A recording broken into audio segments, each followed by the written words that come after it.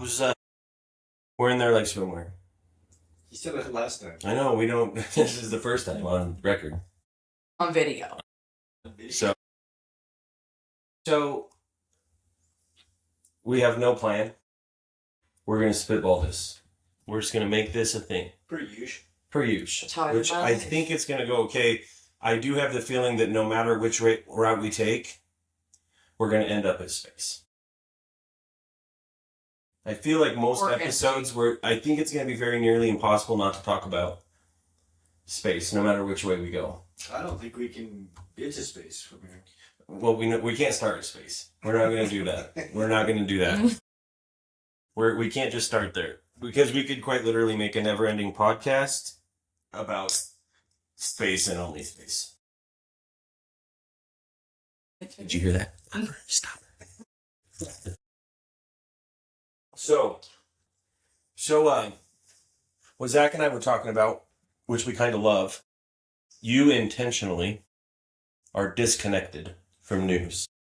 Yes. Hence the question earlier about not what is Venezuela. I know what Venezuela is. Correct. It's a country. Correct, but you're like, what happened in Venezuela? And you had no knowledge of it. Zero. Which is the most fantastic piece to this puzzle. Because I rabbit hole everything and kind of keep up on it as best I can. I think you also do. I do. So we're pretty versed in just the haps. It's really awesome for you because your face is going to be that face a lot, I think, which is going to be awesome. Like, so like, to the Venezuela point, did you hear about Trump saying we're just going to kill people that are trying to bring drugs into our country? No. You didn't hear that? No. You didn't hear about the ship, the boat that was allegedly bringing drugs into our country?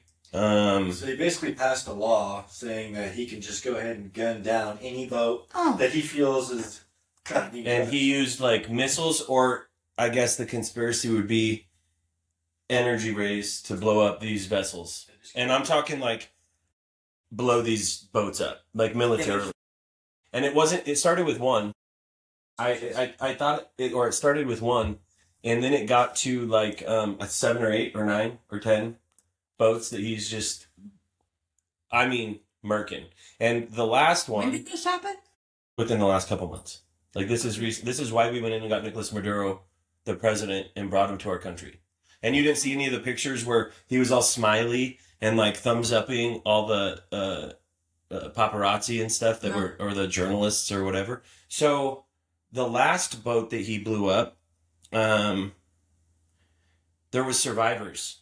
Okay. That were in the water. Okay. And then they murked the survivors.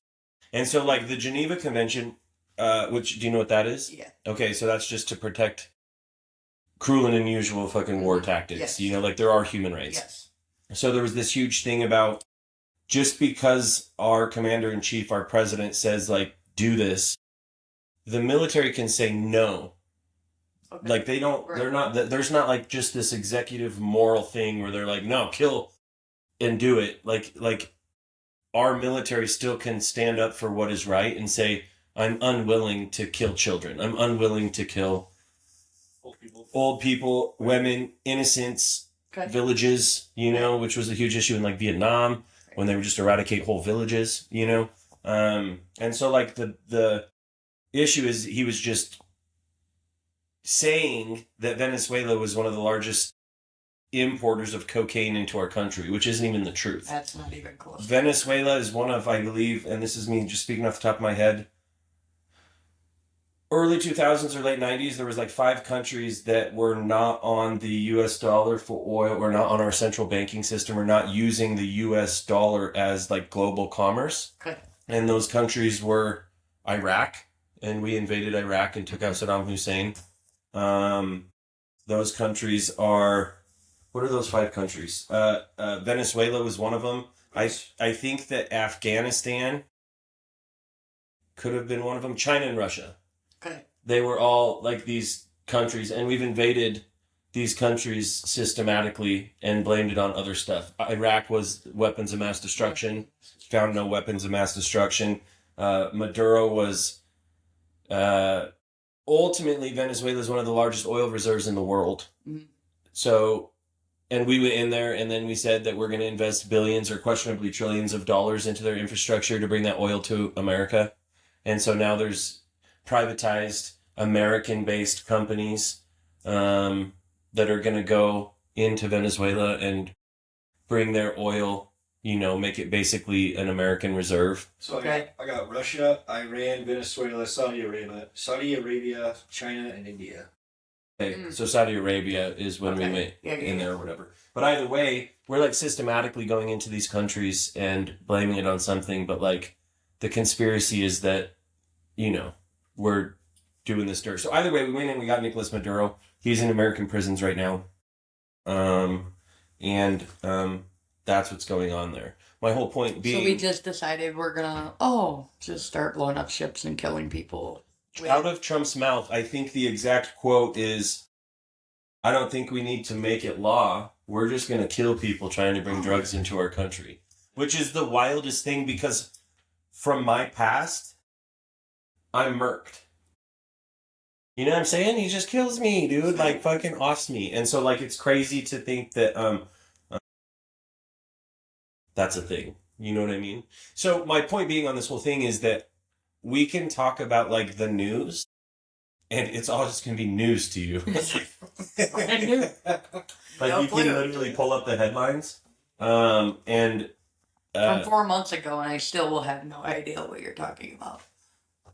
4 months, you just basically go from our relationship.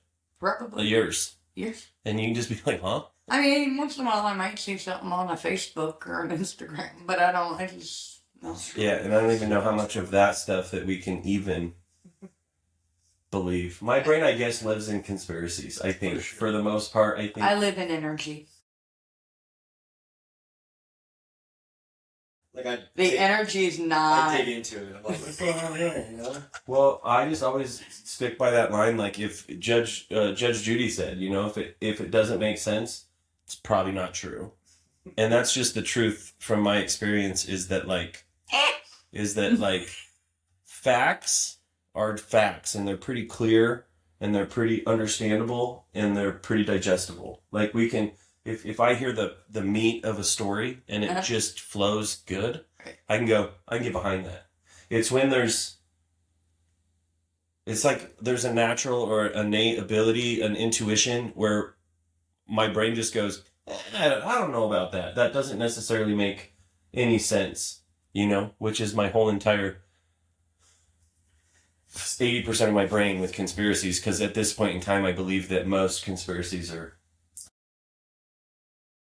Me too. For me to actually stand by something, it's got to be pretty fucking... Yeah, math. Most of the time, I'm like, that's not real. That's not true. It can't be true. It's a good story. You know what I mean? It's a good story. The only truth is energy. I'm just saying, dude. She just lives in it. She just lives in it's a good 777, dude. If it ain't 777, 444. I see 9. What are those numbers? I just sent you a video on that. I did. God's, it's not God's numbers. Supposed to be. Yeah, that's the video that I just sent you. It's absolutely true. When you see him, that you're right on your path. And how easy, what an easy out, though. Like I before, and I'm like, nice, I'm exactly where I'm supposed to be, broke and wishing I had more. It's like, it's 11:11 again. So glad I'm here. It works. We're doing okay. Every time I see it on the clock, I do kind of take a second. When I see 11:11, I think of Mom's, which is my mom. When I see 11:11, it's watch my thoughts because it's going to manifest. Yeah, but can you see question asking for a friend. When you see any number, can you go, oh, that means this? I have a base for each number. I have a base. Like every number, each number, each number. No, like just the triples and not all the quads, but the triples 1 1 1 2 2 2 3 3 3. Everyone means a different thing. They do mean a different thing, and sometimes, a lot of times, I see the numbers and they're not in reference to me in my life, but sometimes it's assigned to a specific person in my life. Yeah, it's a beautiful way to live. I think my mom was a lot more. I don't think she's that, energy driven, but she was very spiritual in the way of the metaphysical. Right, and when you sent me that video, because that's exactly what happens when I see that number, I feel the energy in my body, and I can feel the presence of I'm where I'm supposed to be, or it's a message for me to be watch out for, or my life is changing. I'm going through. You can see a number and be like, warning, I need to be more. Not necessarily warning, because that and it means bad, which usually just means change, right? And most people think change is bad. They assign that to, right? Because everybody likes It's uncomfortable. It's uncomfortable. And I see it and I'm like, okay, here we go. I'm going to feel some uncomfortableness for a little bit. And then I'm going to come to the other side. I'm going to learn what I need to learn. Be, it's just, So there's no bad numbers? it's perception. It's absolutely not a bad number. That's more financial. It's more about finances. Like what? Like you just like. It's more for me when I see that. It's not when I see 666 for me. It's watch my finances, be aware of my spending, things like that. I don't know if I see 666 in the wild. Most people don't very often. No, it's 666. Lately it's the nines. It's definitely the weird address. I don't assign negative to numbers, and I don't assign negative to 666. It's not. I understand from a religious standpoint, it's a scary number. In reality, is it though? For me, the mark of the beast? Yeah, I don't assign that to that. I just think like negative things. I think that negative numbers. Sorry to interrupt. No, I don't think. Like negative 333. Negative 333. Oh, there's negative 666 Highfield Street or whatever. I don't know about that. I think that like perspective is major when it comes to even the idea of the word negative. Like in the way like when bad things happen, most of the time that can become the pedestal of somebody's life and the growth and the we have these major downfalls in life, but like that is what produces the fruit of our lives or our labor. It's like my addiction, my trouble, my felonies, all of that stuff. It's like that. I'm very grateful for all of that because it created and made me the version that I am. Right. And today, not in my past, but like when in hard times, right? I have a pretty rough past and coming through that, right? So today it's just like we're just going through another transition. I'm going through another learning period. And it's just uncomfortable. But if I can change my perception of I'm going to grow, I'm going to heal, or I'm going to, this is going to benefit me down the road, it makes that transition of going through anything that most people view as negative. I don't view things, it's not that I always like it or it's comfortable, but I know that on the other side of that, I'm going to be fine. And I see it in others too, though. I'm so aware of like, absolutely. When I sit in a circle at a meeting, for instance, and I hear like some of the best meetings I go to are when it's just this doom and gloom. Everything's going wrong in each of these addicts' lives, but they're all clean and they're in a meeting talking about it. Mm-hmm. And it's like you hear me share about it, where it's just like, that's beautiful. Like you guys aren't burning it down or hiding or numbing. You're like here talking about it. And we're a group of addicts that are clean for an hour talking about this pain and this misery. And oftentimes it's so easy to like assess in other people's lives these beautiful moments where you're about to see so much growth and so much beauty, but they don't see it because they're in the thick of it and they're in this mess and they don't see a way out and they think it's just overwhelming and unsurmountable. But the truth is, it's like, I've never met an addict that I'm like, you're too broken. You're too messed up. I was told at one point that I was, and here I sit, right? And so like, coming to the other side. Somebody told you that you were too broken? They told me that I could never do this. They told me that I didn't have a chance when I first came in. In the rooms? In the rooms. It was my sponsor. Whoa. It was my sponsor, and she said there's no way that I would ever make it. Did she have good intentions? Was she a good person? So why would she say that? Because she did. She did. And so, but I use that, right? And she caught on real quick. And I'm like, oh, now I see what you're doing, right? And so she knows that if you tell me something that I'm going to use any negative, which I try to do in my life, and I'm going to flip it around and I can also have pride issues and things like that. Well, I'm going to show you, right? I love that I'm going to show you. She caught on really quick to challenge me. And she used to look at me and she would say, because I would get upset, and she'd go, I'm challenging you. And I'm challenging you. And so but I was told that, right? But I also believed that about myself when I came in the room. It's like also confirmation Yeah, dude, it's like you're just validating my own fucking piece of shit And, myself. well, then I get pissed. I'm like, I'm going to show you, right? Because I'm always that one that goes, I'm going to do what you say I can't do. I'm glad you But- made it to the other side. I can't But imagine looking at an addict and being like, she didn't, Yeah, I when don't she think you said can do it, this. when she said it, it wasn't harm. It meant to be harmful, but I couldn't get and stay clean. I sat in the rooms high for a long time, and I just couldn't get it.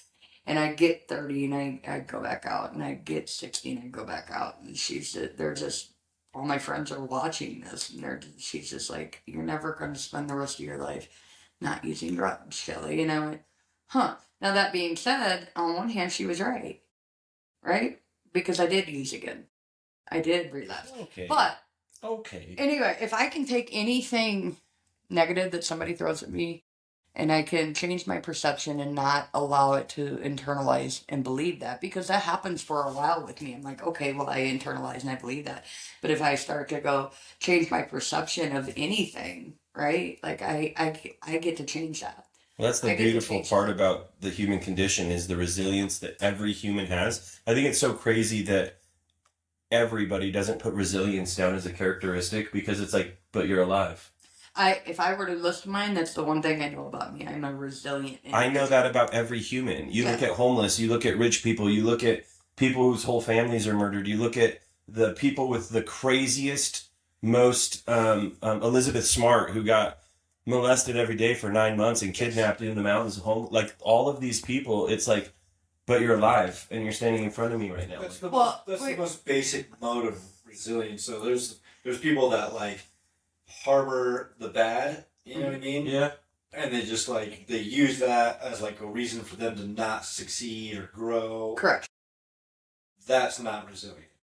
Correct, but I think that's also they're in their own way. They are alive. They haven't given up. Right. Like they're still They're resilient. not crawling into a hole and their That's life it. is ending. I'm Correct. just going to curl up So and it's die. like, yes, there's levels of resilience because we see these mighty oak trees grow out of the pain of addiction. Like we see these beautiful. I mean, I have a blessed life walking out of the life that I live from the deepest, darkest places, and that comes with consistency and drive and work ethic and all of the things that we possess. But it takes a lot of work, you know. But even at its core, somebody who's crying in a meeting day after day for months is still in a meeting, clean, crying. Like, just because you're crying or in pain doesn't mean you're not being resilient at the same exact time. Absolutely. It's 1,000%. Like, and it's where sometimes addicts get caught up, right? Is we get in that, I'm going to feel like this forever, right? We have that. Yeah, forever. What an idea. I'm feeling pain. I'm going to feel this forever. I'm never going to feel different. And I'm like, everybody has pain, right? And we have a choice to suffer. Pain is inevitable, right? We're going to feel pain. It's just they feel that. Alive. But feelings are so temporary. Even if it is a week or two or a month, it's like it doesn't like when my mom passed, it was the hardest thing I've ever walked through. And you know, it's not even any sort of physical pain. It's 100% like this notion of I'm never going to hear her talk. I'm never going to hear her smile. I'm never going to smell the smells that came along. Like all of the sensory and the core things about my mom I'm never going to see again. And it was so hard, but it was like, you just got to stick through it and it gets better and it gets better and it gets better. And then there's this point where you have acceptance of the situation and there's no magic ass slap that gets us through that pain. We just have to sit through it. And so I think that's where the room specifically helped me is it's like that fellowship, that camaraderie, those others that are walking with me through immense pain or immense struggle or whatever that may be. It just makes it easier to get through. But man, that solution, the only solution being time, is such a tough pill to swallow. Like, and that's with breakups, that's with death, that's with sickness, that's with any of these situations that we run into in life where it's like when we're in it, right when you get in trouble, we were talking about the other day, it's like right when you're in the back of the cop car and you're like, oh God, and it's just the start. I'm going to be sick first from the addiction. I'm going to be in county until I get out, and then I have to face the consequence of my actions and sleep in the bed. The courts, the fees, the restitution, you have all of this stuff, and it's in the beginning, it's just like insurmountable. Am I ever going to get out of this? And it's so. I mean, then you get to the halfway house, and then you check in, and then you have to a little bit better, but then you get to non-res, and you still have to like check in, and it's just this whole thing. And then the worst part is once you've walked through that, and you're like, phew. And then you're like, time to party because I got rid of my consequence. And then you start the whole process again in the back of a cop car and you go, how did I get here? Why am I here again? And it's like that craziness of... But then you get to like 4 or 5 times and you're finally like, I think I'm done. You know what I mean? Tag team? Is anybody else ready to tag in? One of these younger guys want to go? Yo, go. You guys go ahead. I'll do it. Yeah. Do a better life. And I do believe that there's something to say about age and wisdom. That I hit at 35 when I was like, yo, dude, I don't want to be the old guy selling drugs to the youngsters. I don't want to get shot for $36 in my pocket. I don't want to be robbed. I don't want to be cheated. I don't want to have to lie to my friends and tell them not to talk to the other one because they paid this price or that price. It's like today I live a life where it's like, yes, it's squared up, but it's like I'm so grateful for that square. I'm so grateful for this like 9-to-5 job and this my recovery meetings and my structure with my peeps and playing games. Like we party all night with no alcohol or drugs, just playing dice or cards, you 4 know. or 5 o'clock in the morning. Yeah, 6 o'clock in the morning. Just Shelly at 4 a.m. saying we need coffee or tea and fucking We're doing espresso. Yeah. What a blessing. What a blessing that life my is. simple little life. And it's just beautiful. It's a beautiful life. I embrace the calm and the boring. My life's really not boring though. At all. I thought early I recovery. thought it was gonna be. Well, man, you're even looking at the back of the NA coin and there's that square and I'm like, ugh.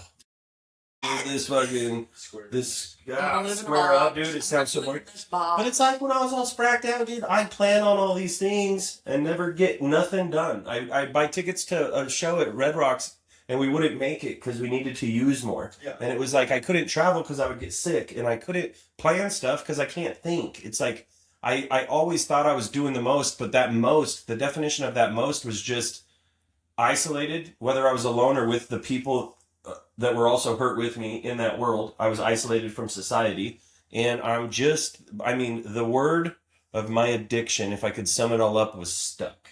One way or the other, I'm just stuck. And I can't get out. I can't wander outside of this prison I've built around my life, you know? And then I get into recovery and I actually accept what recovery is, which is like the way we walk through society today, which is with spiritual principles. And it's not even the honesty, open-mindedness, willingness piece of it that's the base, but it's like courage. It's like wonder, which is a great spiritual principle. It's like freedom. It's living outside of that box in the way of doing stuff I never imagined. Like doing a podcast, like always, this was a pipe dream. And now we're sitting here with a few mics and I don't know if they all work, but they look good. Sounds good. I know, mine has a light too. Me, I've had more joy and fun and lived more life in recovery than I ever Exponential. like ever even Actually, coming from where I come from. Yeah, like you're I didn't punctual. I didn't know life without drugs my whole life, right? Yeah. So like everything, even today, everything is still new, right? And everything is an adventure, and everything is I've never like fun. Like when you first sit and you're clean and you gut level laugh until you cry Yeah. for the very first time Yo. in your life, like clean, and you're sitting on somebody's back porch, and right, and then you're crying over something, and then you're laughing until you Right. cry, and you're playing games, and you're traveling, and you're building real connections and relationships and friendships and things. Like it's beautiful. This is such a blessing. It's such a, I mean, by definition, it's just a full life. Even though there's struggles, right? I still walk through struggles with financial stuff. I still walk through struggles with relationships or finding snakes in our grass. You know, like people still be people and in the world, and I can't just have faith that the whole world is going to change because I change. But it's like, man, to just be present in my family, just to be present in my friendship and relationships, just to be present. Which has also changed like drastically because before I couldn't trust anybody. Right. I'm talking not even like my spouse. There was a couple. I mean, there was a couple people that I could trust. I could trust with a leash. Like I could trust you but given the right variables, you were going to get me to. Yeah, for sure. You know what I mean? Like, given the right, if I make a mistake on the pricing or the money, you're going to ride that out and hope I get you. You know what I'm saying? Like, now I have like such a good network of like everybody I mess with or talk to or do anything with. I can trust them with whatever. Everything. I could we're taking my car to the shop tomorrow. Shelly's going to be in my house all by herself. I hope it doesn't burn down, but like we can have. I might spill something. I could probably stain something. At least like that's probably gonna happen. That's a level of acceptance that you just have to have with me. I know, but it's just beautiful. Like the people that I choose to have, and there's different levels of that too. Like I have my created family that are you guys, and a handful of others that I would just. My door is unlocked even if I'm not there. You guys can go in and make like if you were in a situation where your place got blown up or something, you're like, I need a spot to go. I'd be like, crash, like go over there, whatever. Same with like I have those, but even the people in the rooms, for the most part, I feel I have exponentially more trust with than I do with the old world I walked out of. Sure. Yeah. With limits, right? Again, we're in the rooms. We are all at different levels of our growth and changing, and sometimes that takes time. It all takes time, but I'm just saying, an addict even in early recovery is far better than an addict in active addiction. Absolutely. I very rarely see addicts pull money out of the seventh tradition. Right. You know what I mean? Like we follow. No, I've done it. We've gotten counterfeit bills. Not exactly that, but when I got here, I didn't know. She thought it was just like a take one if you need one. It's like add a penny, give a penny, add a penny, give a penny. I didn't know how to ask for help. I didn't know, right? And so there are things that I had to completely unlearn when I got clean. I think we all did, dude. I didn't have the craziest thing that I think the craziest thing that I see is like the version of me in active addiction when I think of who that guy was, who still had moral values to some degree. I wasn't going to rob what's in your pocket. If you crashed at my house, everything, not that there was anything in any of the people around me's pocket, but I wasn't going to go through your pockets. You could leave your stuff in my house. It was going to be exactly the way that you left it. I never robbed people. I never cheated, stole. I never did that stuff.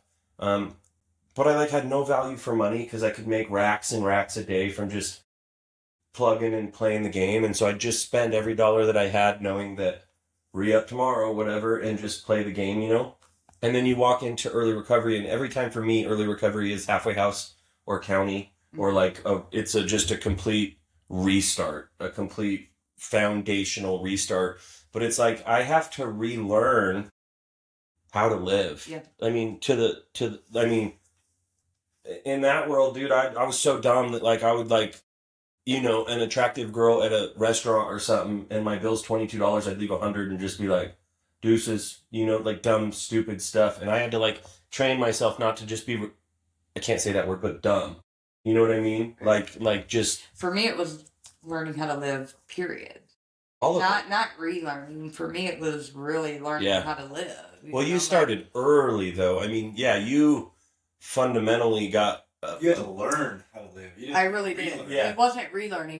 It truly was when I worked my first second step, right? And I would call my sponsor and argue with her every day. I'm like, this don't make sense. She's like, how can it not make sense, Shelly? And you walked in at 37? 37 is when I walked in the room. So that's when you got your first education on how to live, which is wild. I had a good for lack of better words, I had a good family growing up. I had a mom that loved me, and I would see my dad, and he did his best to love me with what he had at the time. But I wasn't I would say that I came from a good childhood. I played sports. I graduated high school.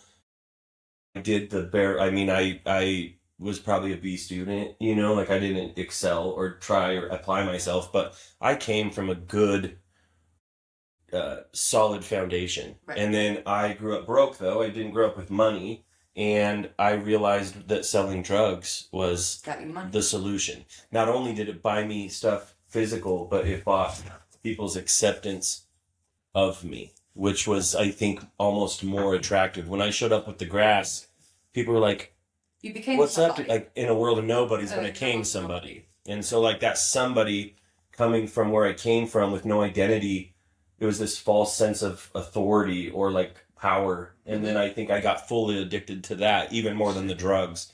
And I rode that all the way till 35. But I started with fundamental morals or ethics or respect or like the things that were taught from a young age. Right, and I didn't necessarily come from that. Yeah. Like, so when I say, and now there are things that I'm like, I had some morals, but they wasn't taught morals. They were just naturally a part of me. But when I got clean, that's not my story. It was literally learning how to talk to people. It was literally learning how to grocery shop for myself and how to Pay be bills. honest and how to pay bills and how to do the basic. Never. Even showing up probably for relationships, not just intimate, but like I had to friendly be taught how. relationships. Like I had a couple friends in the drug in my using, but very minimal. And Yeah, but are those friends? They wasn't, but that's what I knew. They're the comfortable friends be. people And or so something. I had to, my process of learning how to speak to people and how to listen and how to show up and how to be, I was taught, right? Everything that I know today sitting in this chair was taught to me. Not because I know something. These are just things that had to be taught to me. How to be a human being. But look what that Like does. a Like, true human being. How to be a human being.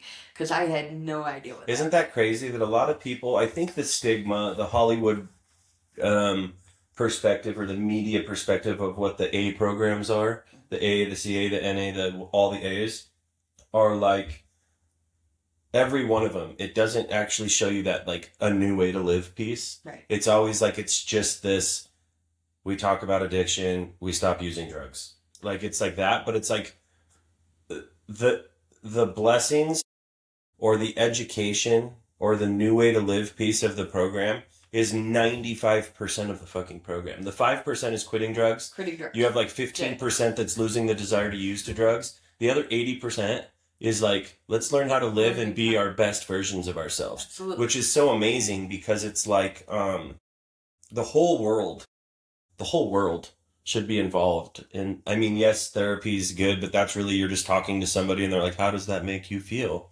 And that's not getting to the meat and potatoes of it. It's like the program, even if you're not working a program, just being involved in that community and listening to the shares 1 hour, a couple times a week, you slowly absorb the environment, which is like, I become a more honest person. I become more open-minded. I become more perspectively driven in the way of like seeing where I could easily go back to by seeing the newcomer that walks in, and also seeing where I could go by all the beautiful stories that we see around us happening.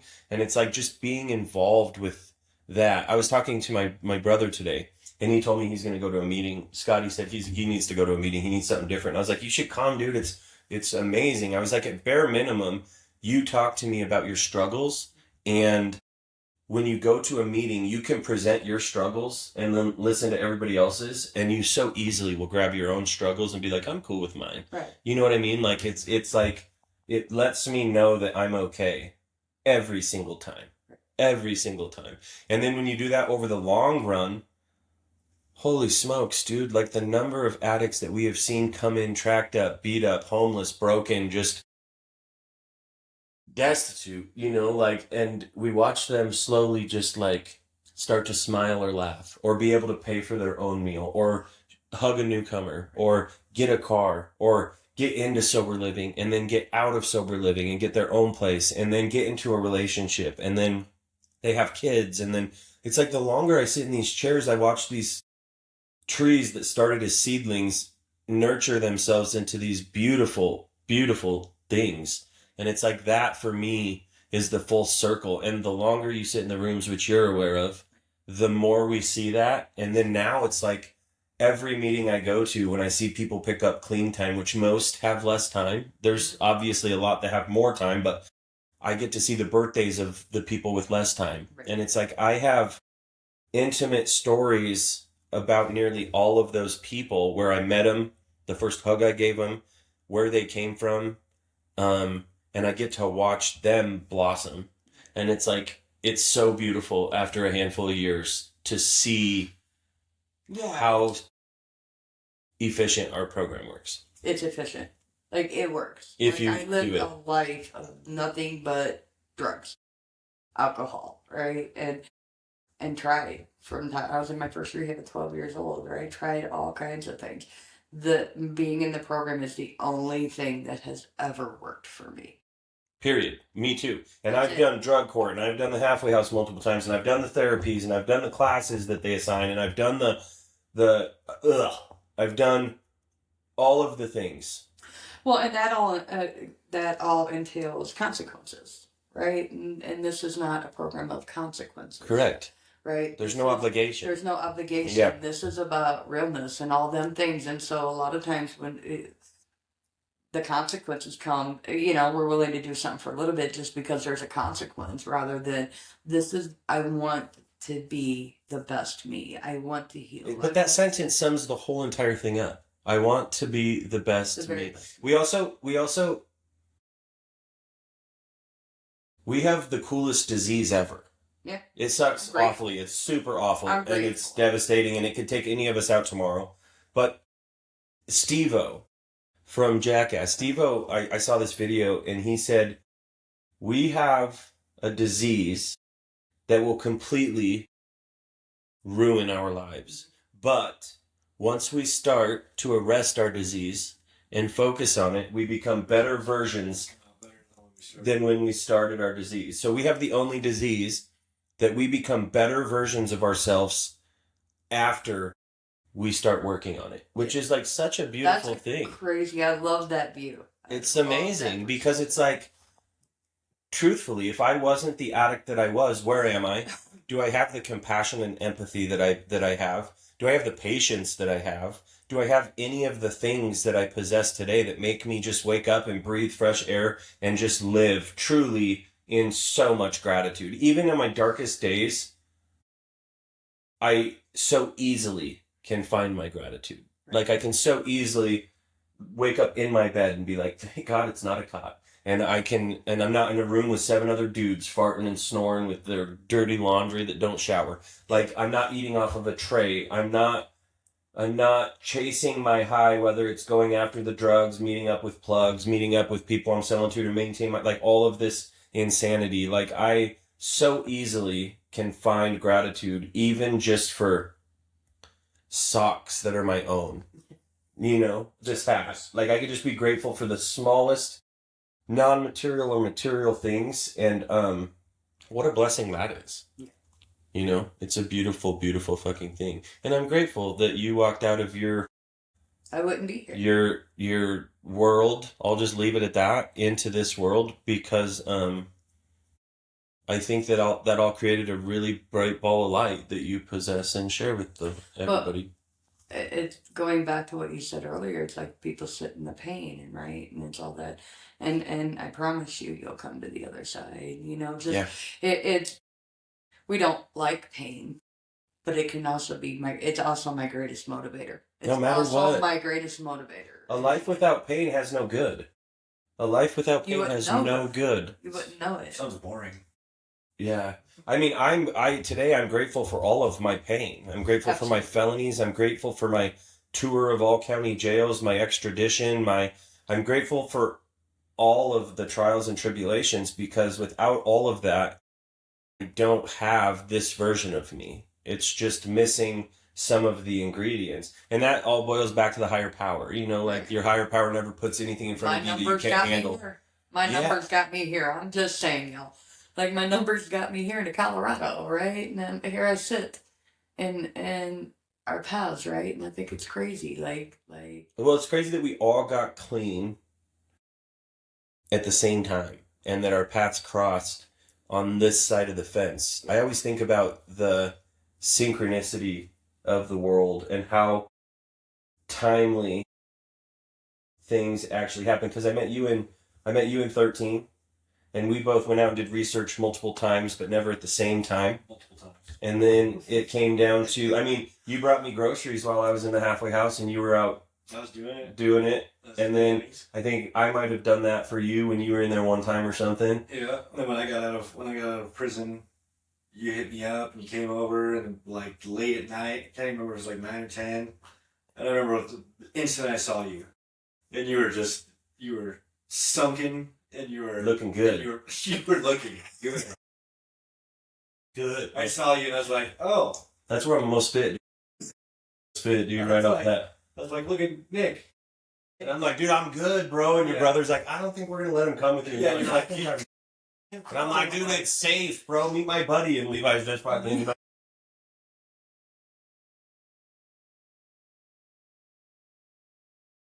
I took a phone call and I was like, I can't go with you guys. I just got out. I'm good for right now. Yeah. But then look at it. It's like then, whatever happened, we started this group and we having that barbecue and I just randomly was like, we went to dinner that one night. Yeah. You had just quit subs. Just quit subs. Yeah. That was literally that was such a nightmare.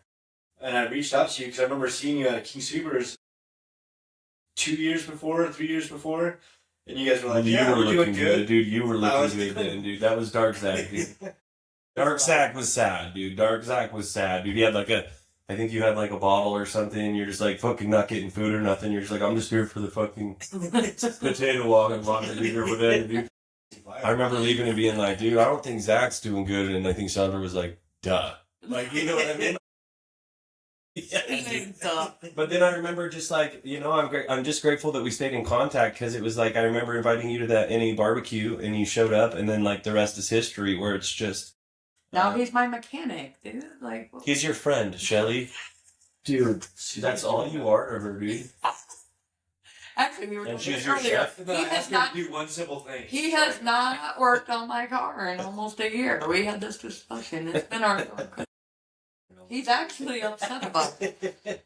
No, but it's just beautiful that now it's like we live these full lives and we do it. I mean, us three specifically, we do it heavily together. Yes. And we have sleepovers. I'm 41 and I have sleepovers. I've had a sleepover since, teenage years. I know, but we've had multiples in this house, dude. Like, it's a good house to do it. Different beds. But we live life to the fullest. And I think what I'm most grateful for is like we laugh all of the time. All the time. We always have a good time. All the time. Yeah. All the time. It's like, just a good time. Do you ever have a not good time? I don't know. I don't have very many not good times. Even when I'm not doing, right. Like, even when I'm struggling, right? Like, it's one of them, even when I'm struggling, I just sit with my people and I'm instantly better. No matter what. Instantly okay. Yeah. Right? And I know that I'm going to be okay. And we just laugh. We just laugh. We literally do just laugh. I mean, you have to with me, and there has to be a level of acceptance because I want to spill something. I'm going to say something that doesn't make any sense. I think that comes with sobriety too, because like before we get dumber. Well, no, when I was yeah, we get so stupid.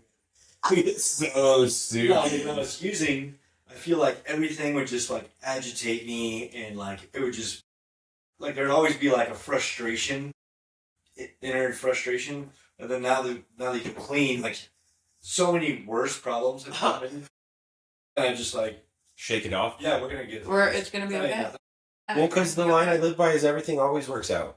Whether I like it or not is completely irrelevant, but everything always works itself out. I haven't like ran into a situation where it hasn't worked out, including my mom dying, which is like awful. Right. It worked itself out. It made me a different version of me. It molded me again. And it's like anything that happened. And it's also, most of all those problems are just bullshit anyway. They're just a construct that we think is a major problem. Like money's not fucking real.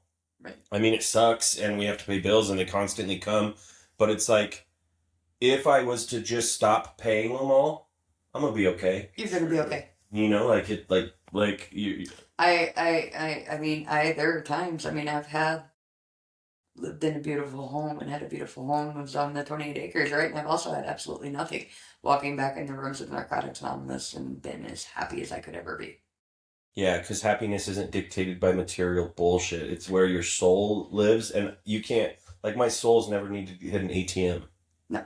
You know what I mean? My soul has never had a bill to pay. It's the peace that we That's it. find. And it's connection. Connection and the peace. A good pair of Timberlands and I'm good. So, I don't know if those exist. Have you ever seen a good pair of Timberlands? Very similar to Crocs. I've seen them. Have you seen good pairs?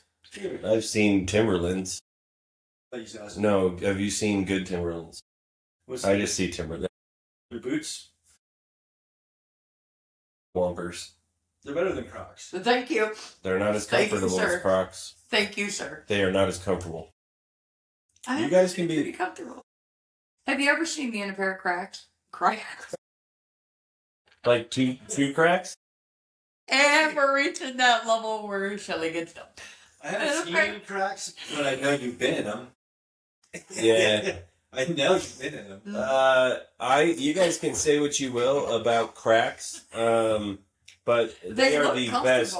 They look comfortable. Timberlands don't. So that's a one up on cracks. My cracks are the most comfortable house/run quick errand shoes, go outside shoes. Because they got sport mode? I've never used sport mode all the time. You just said you ran with them. Yeah, right. Into the store. I mean, I don't know. My slides work just as well. I have slides too. I have plenty of slides and I have plenty of experience with comfort on the feet. When it comes to my goats, like my quick slip-ons, I just... Nike or Reeboks is all you fucking do. That's not... I got Hey Dudes. That's where I was going with this. It's my no sock going out. Gross. No sockers? Hey Dudes. No. Oh. I can't even imagine wearing socks. Oh my god. I won't even wear my slides with no socks. Like, are you kidding me? What? Hey Dudes are... That's gross. Have you seen me wear slides with no socks? The only time I've ever... Well, there's 2 times I've seen your feet. Once. 2 times. Okay. We got our pedicure. We did get a pedicure. Which is the first and only time that'll ever happen. Okay. And the second time was when you posted your foot to the entire world on socials on accident. I didn't even know. Yo, Shelly has some great unintentional posts. Did you hear about her? I've heard about The it. Snapchat post? I'll let her tell it if she wants to, but I'm not gonna. I'm sitting there one day and I see Nicholas Bosser liked your video and I went, from Facebook. And I get on Facebook and there's my feet. I thought it was somebody else's feet because I'd never seen them before and there's a tattoo on it. And I'm like, Shelly has somebody in her bed. like that foot. Like that, Joe. Ooh, nice foot. Whatever. Like your foot. Yeah, But she posts her body parts on Oh, God. I heard that on the Snapchat. unintentionally. It's so bad. Babies to the entire world.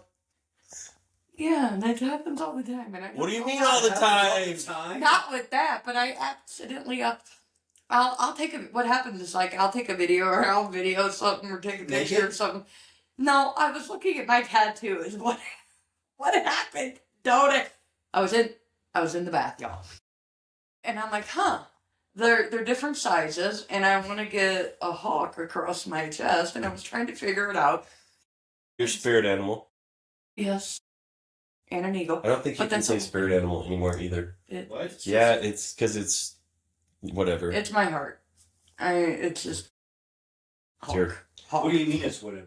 Hawk and eagle. What are you talking about? You can't say spirit animal? No, because it's Native American, and when we say it, we're like, it's like the same reason we can't say like It's very Washington similar. Redskins, and we can't like it's like very... BC. It's also, unless you truly follow that path, it's also very disrespectful to burn sage, which a lot of people don't know.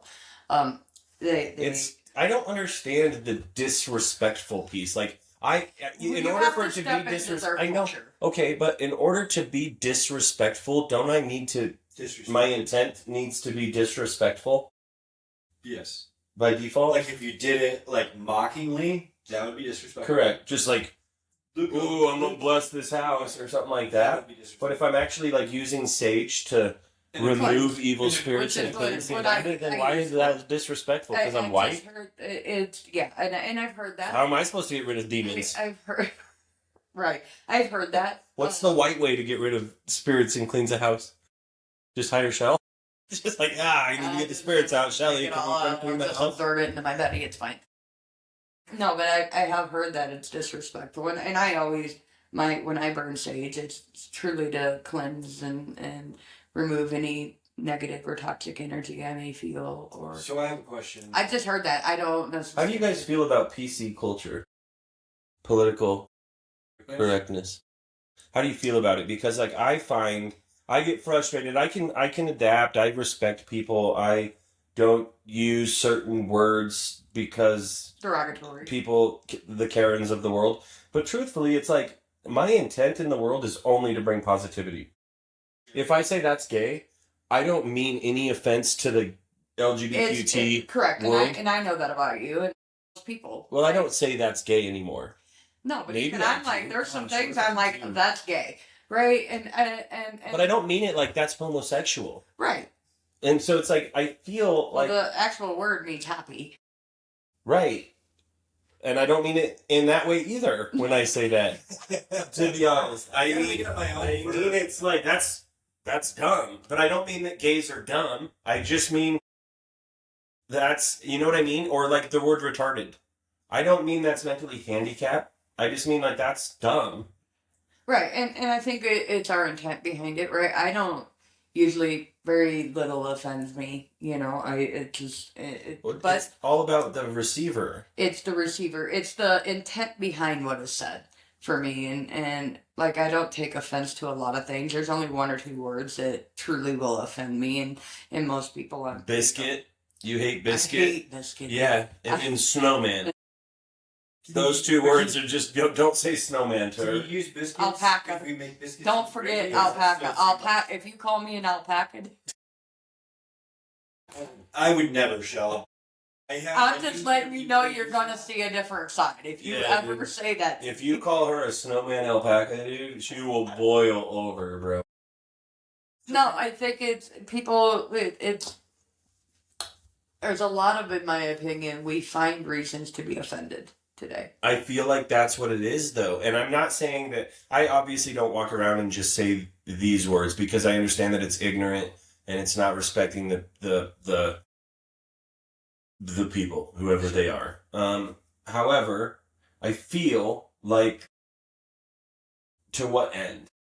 You know what I mean? Like, it's constantly... You can get canceled for this. In friend groups, you can be ridiculed. You can be made out to be a racist for this, for saying that. You can be a bigot for this. You can be a hater to this just because of the way you speak, not your intent, but because of these words. And I feel like a lot of times that envelope gets pushed by people on the other side that are just uncomfortable in their own skin or not. Sure. Like it's like a place of them not feeling confident or something, and so they want to like make others feel bad around them sometimes. Sure, and I especially in regards to the life who I am, right? I don't, for me it's not a level of I get offended by things that are said or understanding, where a lot of people in my particular community do. They get offended easily.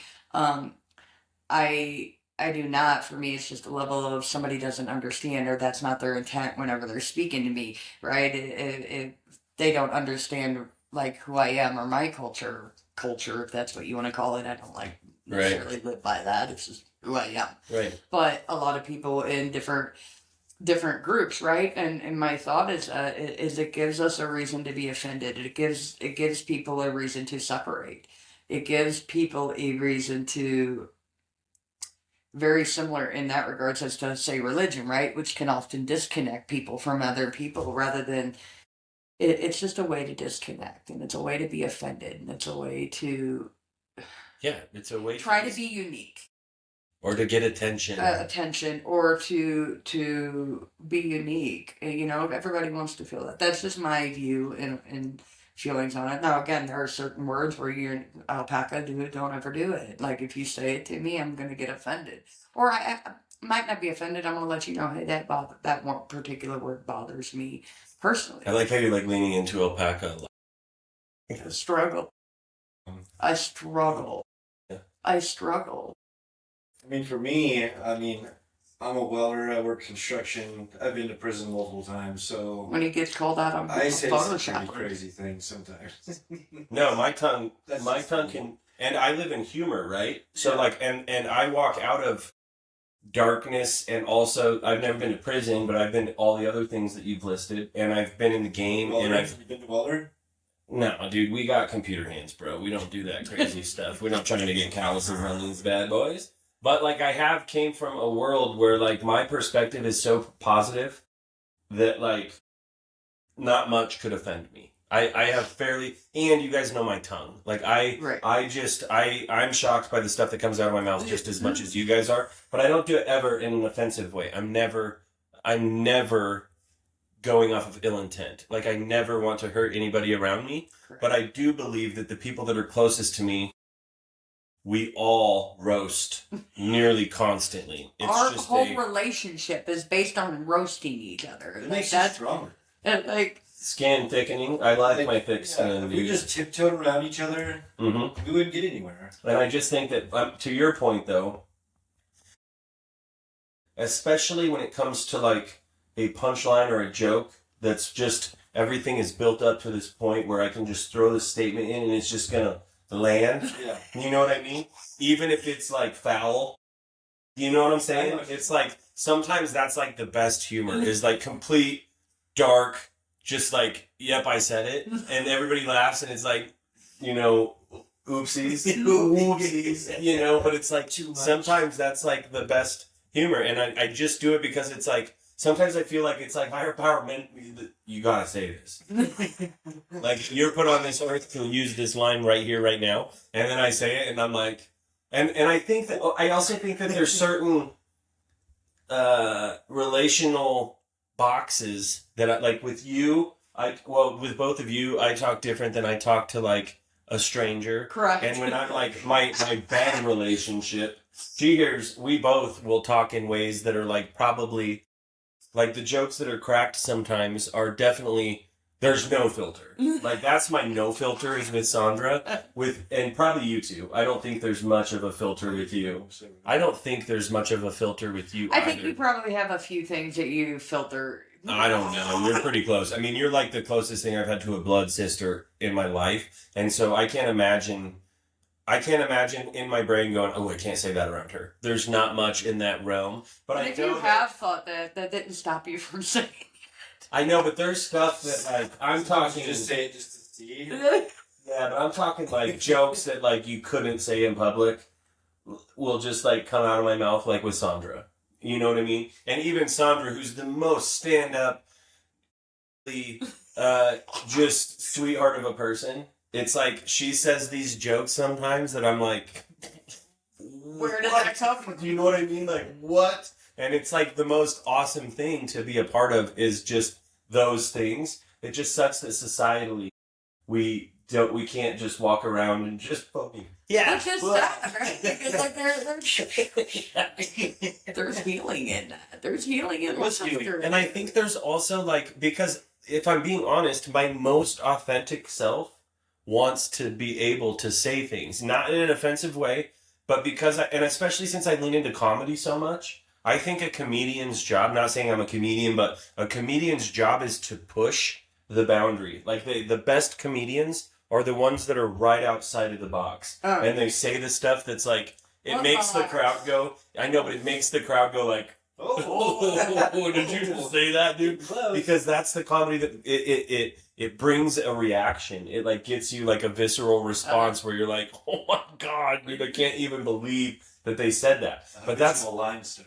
yeah, but those are my favorite comedians and my favorite people, because ultimately when I know that you're not trying to hurt and you're not trying to offend and you're not trying to bring people down, then your intention is good. And I hate it that there's people out there that are just, there's truly night walkers that are just out there waiting to get the comment that they can bring you down. Oh, yeah. Like they're just walking around and they're just like, ooh, I can't wait to, like, you said that? And you're like, I just literally used the word marshmallow. And they're like, you cannot use the word marshmallow, you know? You did it. You did it again? Yeah. And they're just like, I'm writing a Yelp review on you. And they're like, I don't even know if people use Yelp anymore. Yeah, I don't know. Yelp review. Dude, whatever. I just there's true Karens in the world, and they're awful people. And most of the time, I treat them like the plague. Like if I can identify a Karen, I just put my cross up, and I just like unsubscribe from their bullshit right off the gate. Well, I think those people come from just miserable existence. No matter what. That's where it all stems from. When you're not happy, like with yourself, then you're just gonna like spew this Hurt unhappy. people. You're just gonna try to spread it like it's nothing. Yeah. You know? Like a fire. Like a fire. And hold on to anything and everything that you can. And unfortunately, it's like that negativity is like how it's like we feed off positivity. Yeah, it's their fuel. And they feed off that negativity, and it gets them like, and it could come from they never got attention. Yep. And so then they get attention, even though it's negative attention and hate, that is an attention-seeking behavior. And so they just live in that. But man, dude, I am so grateful that I am not a Karen. I'm so grateful that I am a... I have my moments. No, you've never been... I've never seen you be a Karen one time. Like, you are a woman, so I should get a hair. I think I can pull off the Karen haircut, everything. Oh my God. Just get a haircut. I'd give you at least $4 if you got a bowl cut. $4? Would you match? I would give you 8. That's 12. That's $12. I got the clippers and everything. I'll give you a $20 bill if we can do it. No. I would give you $100. I'll give you a $100 bill too. Not a chance in hell. I bet we could get 10 people to give you $100. I bet we probably could. I bet they're. I bet we know, dude. What'd you say? I'll give you $1,000. I bet we know 10 people that would be like, I would pay $100. I guarantee you that if we did like a social and we like posted a poll on like Facebook of who would give X amount, I bet we could raise, literally, I bet we could get my engine replaced within 2 days. If you loved me. If you loved me, dude, you loved me. You wouldn't do that for Nick. Did you hear what I did to my buddy No. Gabe at work? No. So me and Gabe always had this, I was always the big guy, you know, and at the time I was like 290, so I was like a big guy, and he was like questionably anorexic, even though he'd eat, much like you can just eat whatever and never gets bigger, except for he looked bigger. Where? Well, now in recovery, dude, but like, you know, you were tiny forever, dude. Now, I'm just this deep. No, but anyway, Gabe was questionably anorexic. I'm talking tiny. I'm talking beanpole shit. Like, there's not a shirt that fits him. Everything looks oversized. My dark days? Sure. And so one day at work, I went into dispatch. I created this sheet, and it had a picture of Gabe, and I wrote something to the effect of like, battling anorexia, anything helps, even $1. And I posted his Venmo.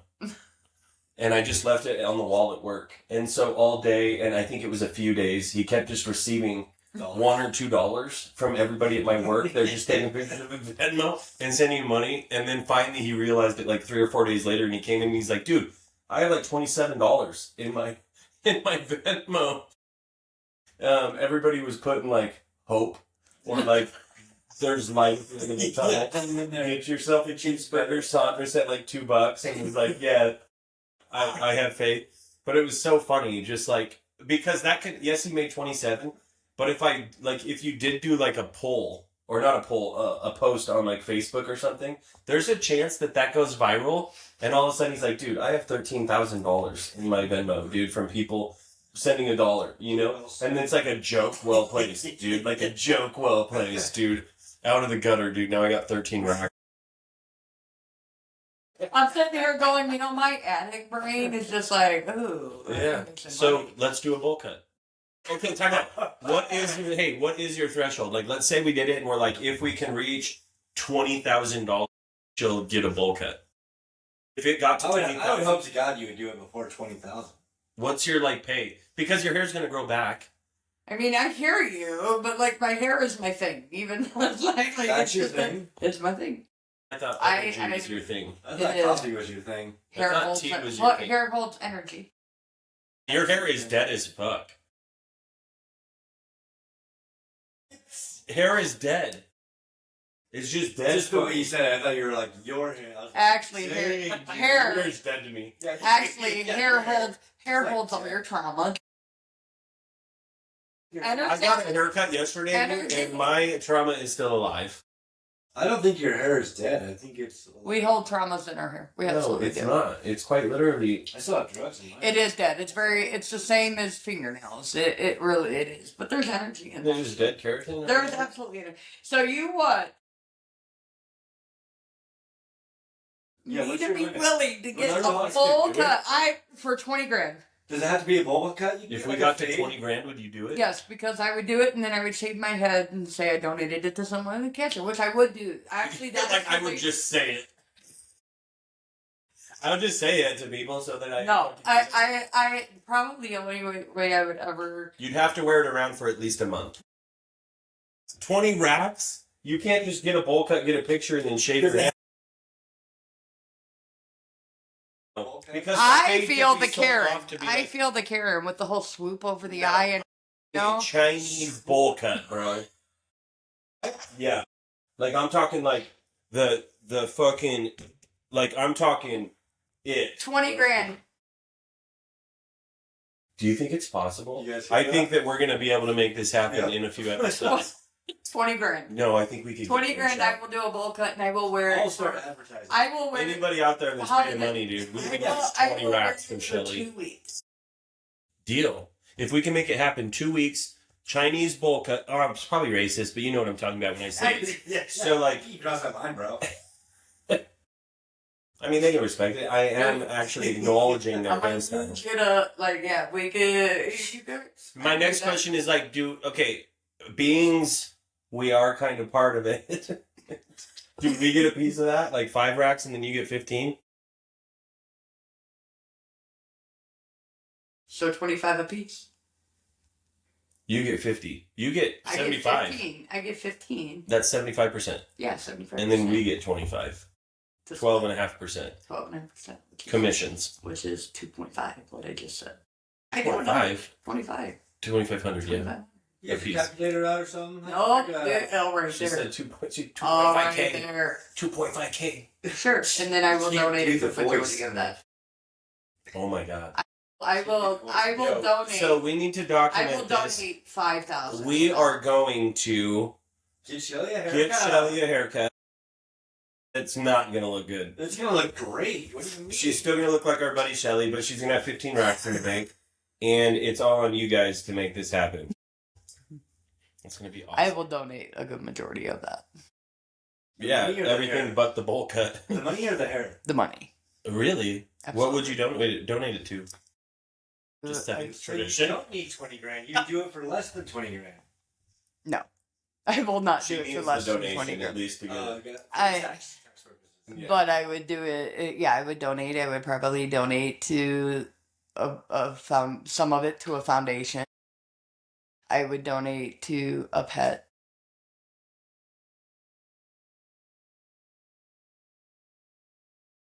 I would donate to the Abundance Foundation. Really? I would donate some, yeah. And then I would probably donate to the Humane Society or something for homelessness. I think that. Or I would take money out of that.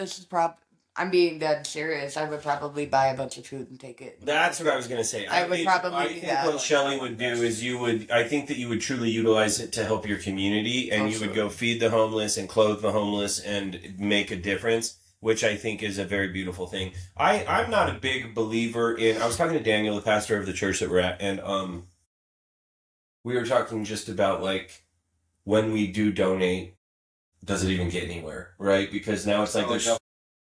Yeah, and it's like 10% or 12% actually makes it to the cause, so it's like $1 out of That's 10, so crazy. and it is crazy. But he reminded me that there are charities out there, and as long as you do your research, there's good. They have done 8 wells in Africa through his church. I don't remember the name of whatever church it was, but they've done 8 wells. I think each well costs.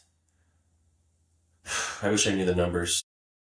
A few $1,000s or $12,000 or something, and they've raised enough to be able to do 8 wells or 12 wells in For Africa. water? for Like water, for clean water. And so there are things that are good to do, but I was talking to him and it's like, truthfully, there's so much going on in the world that it's overwhelming and it causes us to implode and shut it off because, I mean, there's malnutrition in literally half the world. There's people without shoes. There's people without clean water. There's people that have 3 walls and not a fourth. There's so many problems in the world that my $100 donation is really not going to get to anybody to be able to help. But it's like what I can do with that $100 is I can go make soup. Yep. And I can go hand deliver it to my community and feed them one meal. And it's like the amount of gratitude I get and they get for that one thing is so much bigger. So like when you're talking $15,000 or $20,000, which if you were going to do that, there's no way I could pocket 2.5K. You know what I mean? I would be like, let's just give me a whole 20. You know, Zach's. That's $100. But what about shoes? These Reebok things. I might be a pair of shoes. You wouldn't. There's no way you wouldn't. But even okay, so 10,000 though. I think if we were like, what are we gonna do with $10,000? It's like we could. I mean, we're already good at planning events and making things happen. So it's like I think if you got the word out to the unhoused population, and you're like, we're gonna throw a barbecue for you guys. We just want to know the best location. We want to know the best spot. We're gonna bring entertainment, and we're just gonna make a day of like.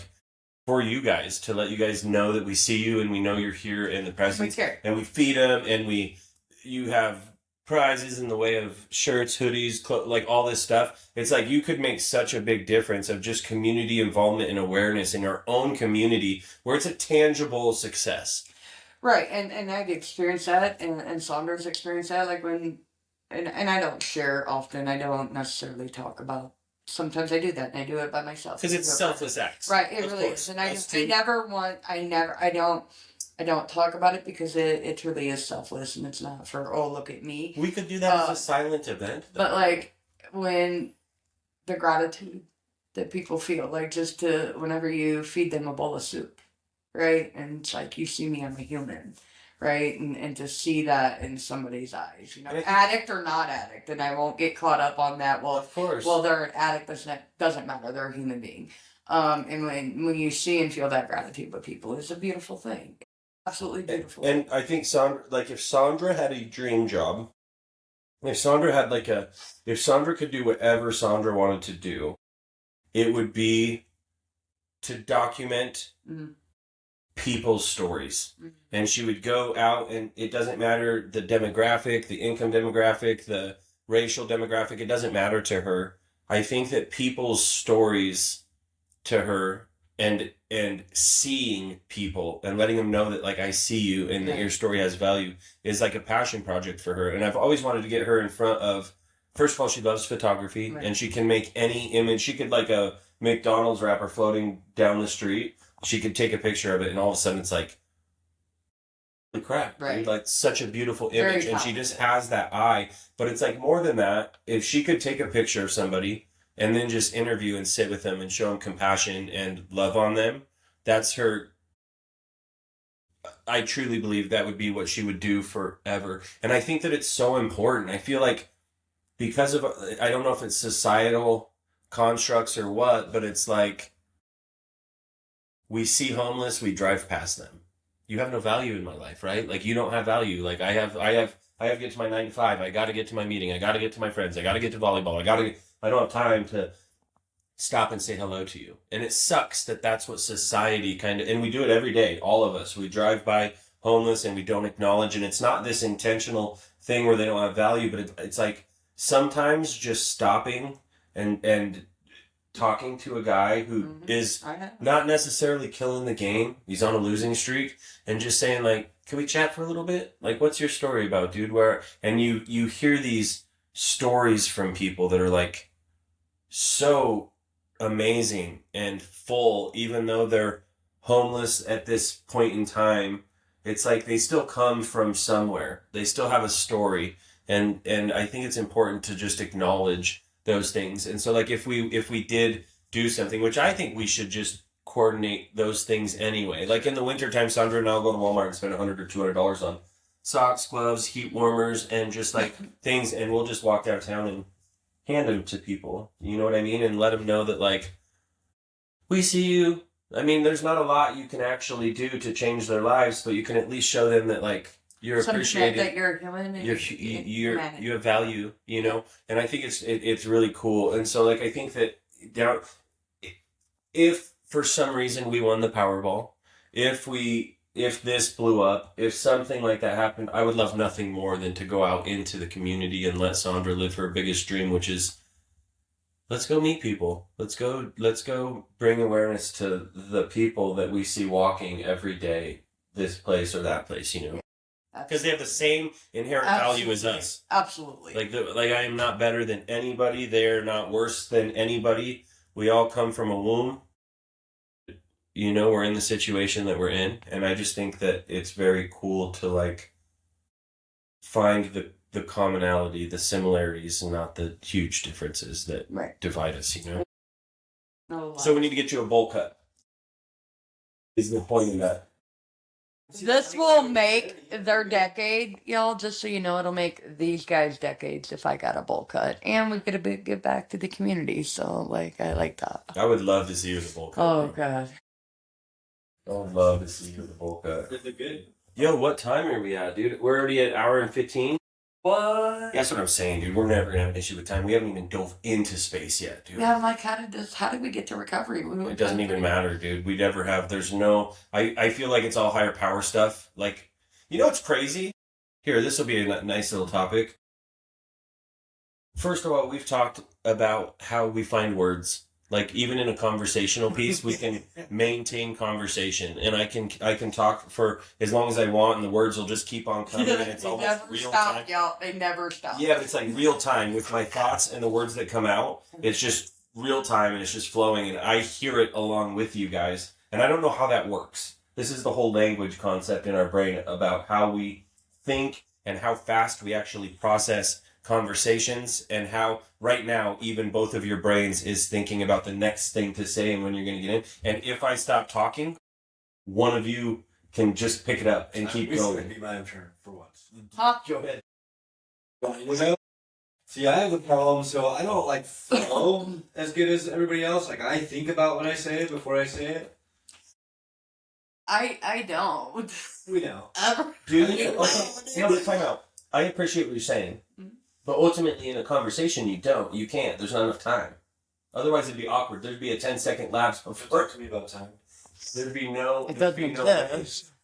to be able to respond immediately if you thought about what you're going to say every time.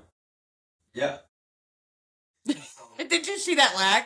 He had that lag. Intentional moment. lag. Intentional. That was absolutely intentional and not I fake. read it out in my head. See, there was no. It just flowed right there. You just did it. You don't know that. I do. You Just thought see, about you that. just did it again. You did it again. Nah. You did it again. You wanted to do and that 3 times? Yep. Intentionally? I mean, if I get it going, you know what I mean? When the conversation's rolling, obviously you can't. That's what I'm talking about, though. Of course, I think what I'm going to say. I don't. Yes, you do. I do not No, ever recall thinking about. correct. Me neither, actually. But I will, like, so while you guys are talking, I'll be like, ooh, I want to talk about that. By the time I get to talking, I never talk about that. It's like, Never have. it's like I have 86,000 thoughts before my next vocal vomit.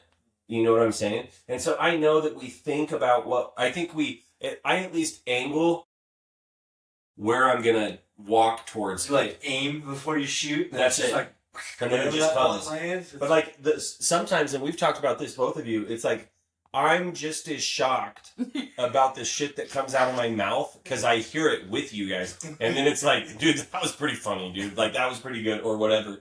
But it's like, it's so wild to me that, okay, we've talked for 1 hour and 20 minutes about fucking so much stuff. Nothing was planned. There was no road. We don't have no notebooks. There's no prompts. We just like pushed record and we vocally vomited on the world. Which is only a little glimpse of some of our conversations. What the world is going to We see. go for hours. I usually don't remember what I talk about though. So. Well, because we talk about so much. There's no way. But this is like, okay, so like to the video that you sent me from the mirror, shout out to the mirror. They, Dude, that dude's dope. no, I he like is his dope. perspective. But the mind parasite being language is such a wild concept. I mean, like, what a topic. Like, a whole episode could be on that concept, because without it, we're literally animals that are instinctual. You can't really even think about anything. You can't describe anything. Like, it's... But is it innate in our body? Is thought higher power? Is thought consciousness? Is language consciousness? It's manipulation. No. Is language consciousness? Because it almost has to be. Consciousness almost has to be language to some extent, because it lives inside of us. We literally are constantly hearing a voice, and when you start to think about, is that my voice? Am I the listener or am I the speaker? Is a wild dichotomy. Because if I'm not the speaker, who the fuck is the speaker? Or who's listening? Because, like, I'll have thoughts in my head and I'm like, yep, I'm thinking this. Like, I have a full direction. I know what I'm thinking about. You know what I mean? It's not like a random thought. I'm like, oh, I think about this. Who did I just tell that to? Who heard that? Yeah, so do you think, though, that Who is... am I really talking to? Do you think that that's left brain, right brain stuff, and that's how we communicate the two regions of our brain? Because, you know, your left brain is... I don't think it's left and right. I think there's sections like the prefrontal cortex. But that's more eye-hand coordination, intuition, Playing. Your prefrontal cortex does like you're playing. I know, but I think it's this is a wild thing, and this is more of a philosophical point, because I don't think there's an actual answer we could even get there. But it's like, right, am I the one that's thinking the thoughts, or am I the one that's experiencing the thoughts, or am I both? And if I'm both, then why am I even doing it in the first place? Because I should just know. Yeah, it should just be living. It should just be like a data bank of stuff that I could just access without any dialogue. Kind of like if something happens and I look at you and we think the same thing, like, we don't even have to say it. It should be like that, really. That happens. Right. No. Wait, you just hear voices? Not always. Do you, but this is a very crazy thing.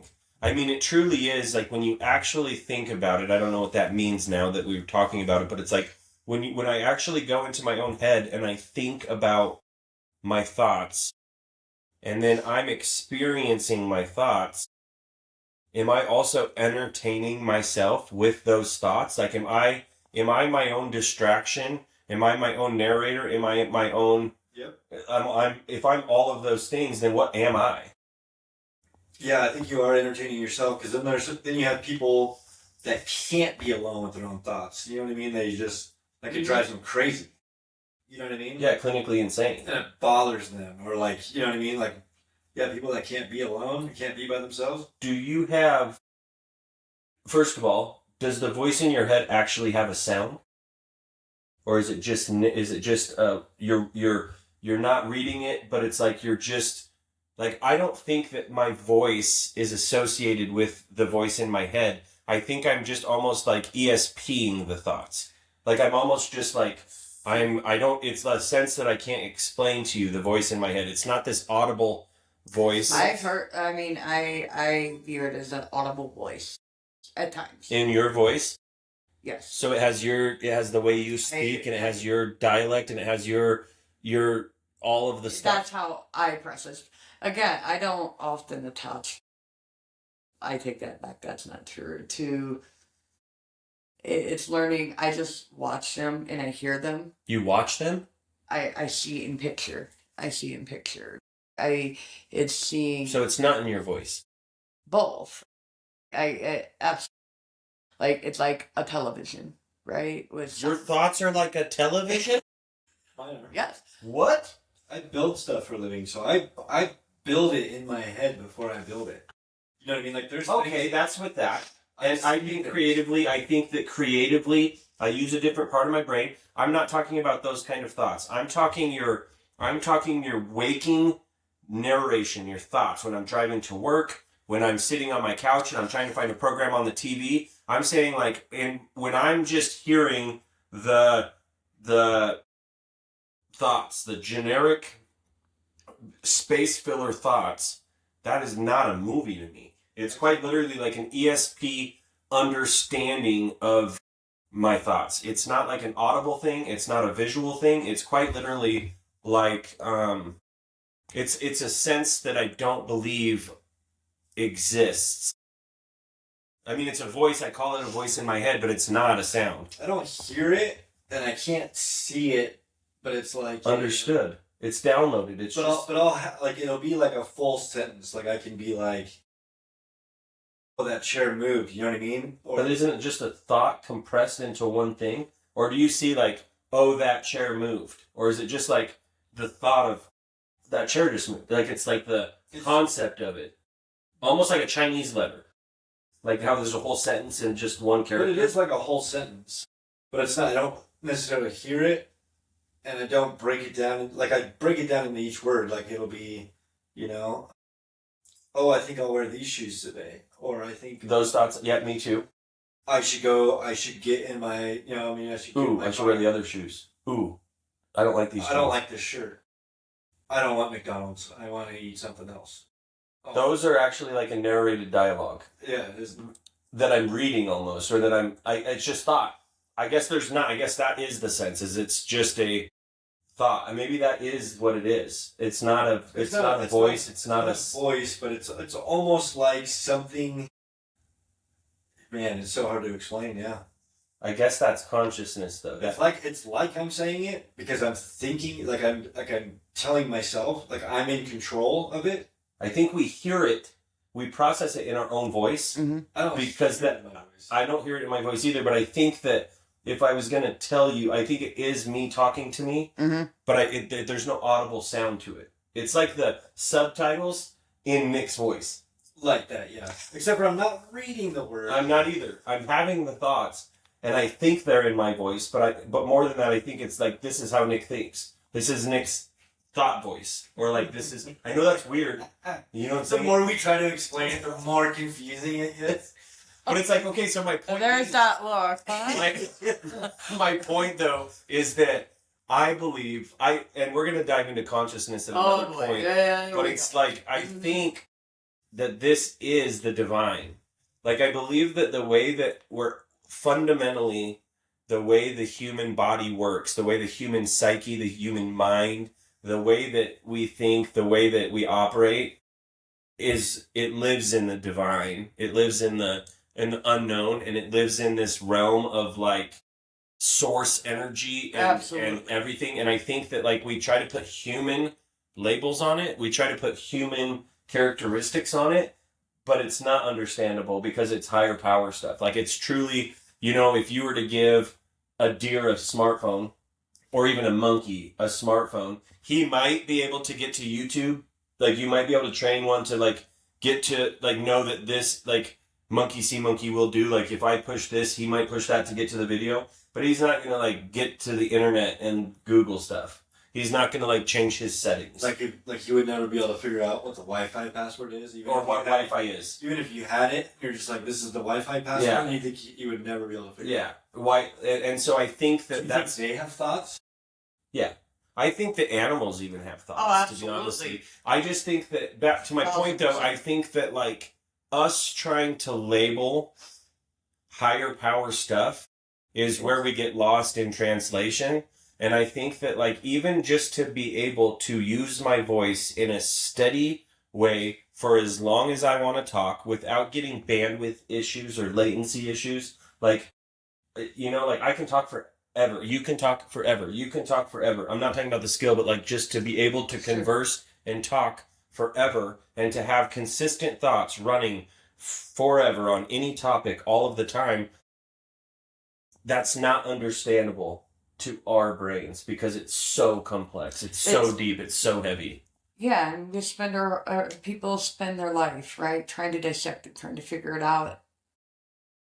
You can't. I don't believe it. We're just amazing machines. Yeah, it's not humanly possible when we go through our lives trying to figure it out and try to label it and try to box it and try to this and try to that. And because we're human. We're human. There has to be a beginning and an end. There has to be limits. There has to be physical. There has to be a physical defining characteristic in the way of science or something to get there. But really, it's like we have this meat bag in our brain that you know, it looks like brains.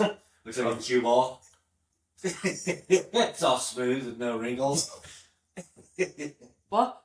Never mind. Yeah, like the brain, dude. No, but it's like we have this meat thing, and like inside of it are like neurons and stuff that are so small.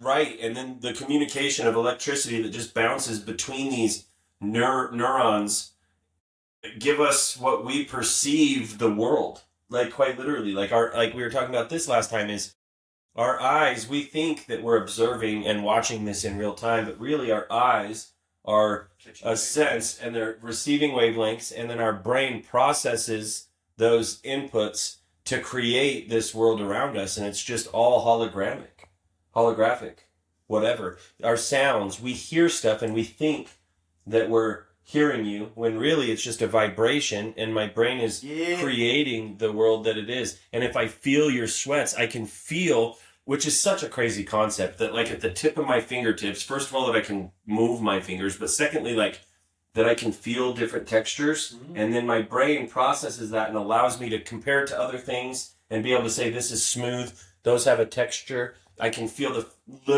I can feel your fingerprint, you know? I can feel the texture of your skin. You can feel hair and the texture of hair. Like, it's such a fine-tuned instrument, and like as technically advanced as the human race is, we can't create anything close to a human body. No. I mean, it's like if you put a human body here and you went to the best computer, the best robot, the best equipment, they can only get a fraction of what we're capable of in the way of memory and being able to move files around and edit out the unimportant details and remember the important details and then catalog them so that we can instantly see a McDonald's logo and know it's McDonald's and exactly their whole entire menu. Or I can talk about a truck, a 97 Chevy, and both of you just got a mental image of what that Chevy looks like. Or if I say a train, you instantly know what a train is. Or if I say a semi, you instantly know what a semi is. And if I talk about an 18-wheeler, or if I talk about a tractor, John Deere, the color green comes into your head. It's like the human ability